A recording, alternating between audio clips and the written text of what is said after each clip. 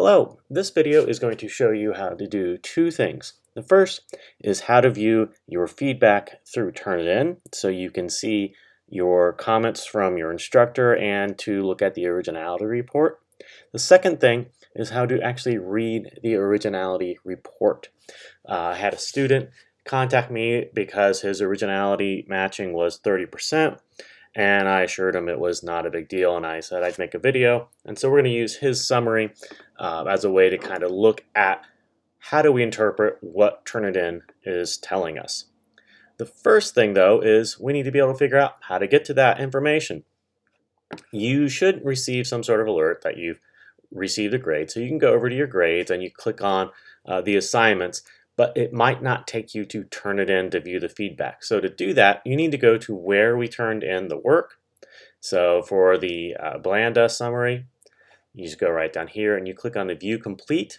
Since I am not a student, it won't let me view my feedback, but you click on the View Complete and a little window will appear, and then you click on the View button. You can also click on the grade. It'll open up the Turnitin report, and you'll be able to see everything. What I have to do when I grade, I had to click on Turnitin assignments. I have to go to where the summary is, and I get an overall view of everything.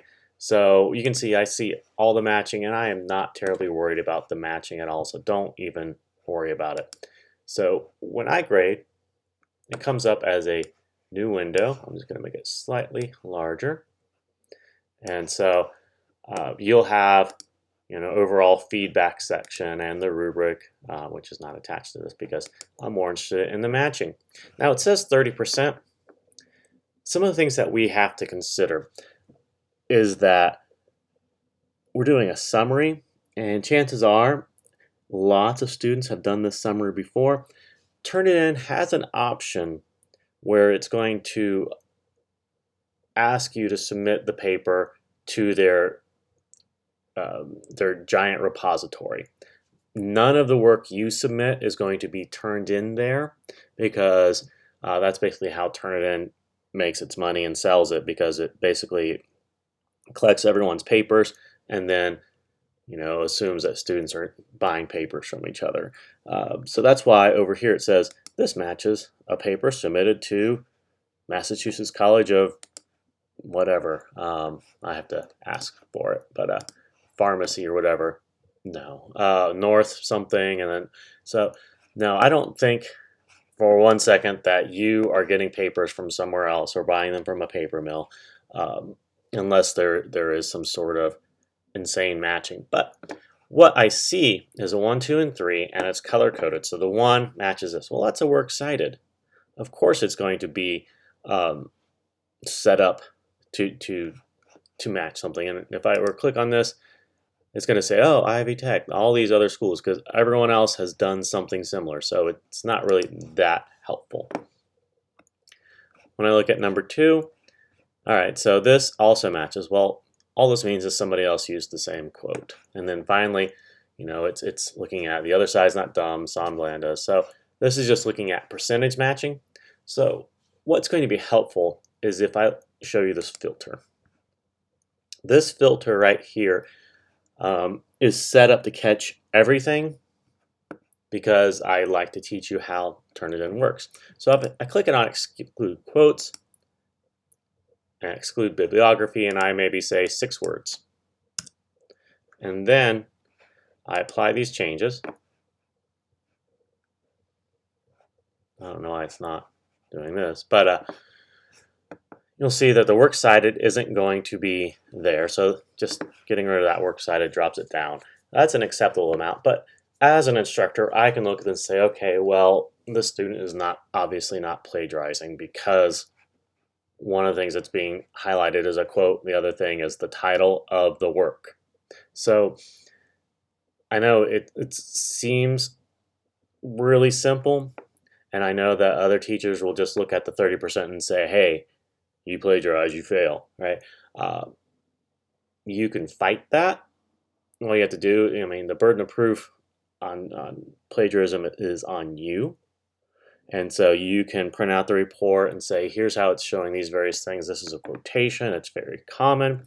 And then you could highlight this and say, it matches all these other schools as well that have used this exact same quotation.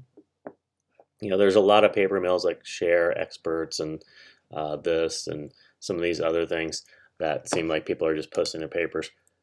You can pretty much say, well, it's highly unlikely that I would have plagiarized this when it's so common that this phrase has appeared other places.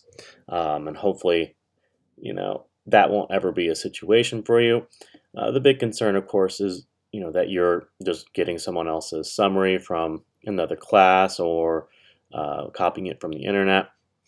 I don't really think that's going to happen because it takes just as long to find a summary online and change it just enough that it does to actually write your own summary. At least it should. So don't worry too much about the originality report. If you do have questions, it's wise just to contact me, and I'll look at it and I'll tell you, hey, don't worry, or yeah, there are some issues. Where there become issues with plagiarism is if this section here was not in a quote or not even cited, where I might have several sentences with individual words highlighted, every other word or something like that. So if like this section right here continued for another 2 or 3 paragraphs, sentences, I might think, well, this person is doing what's called patch writing and just taking sections from something else and putting them in there and changing 1 or 2 words. That takes a lot of effort and never usually pays off. So don't worry too much about the originality report. If it starts getting up in the 50s and 60s, we'd have to look at it, but we also have to use our own judgment, and that's what I really want you to learn, is to think, okay, am I quoting? Am I paraphrasing? Am I actually citing it? Is my paraphrasing good? Those are things we have to look at. And so I'll show you more of this as we go along, but I just wanted to make this video so you could see it. If you have questions, please contact me.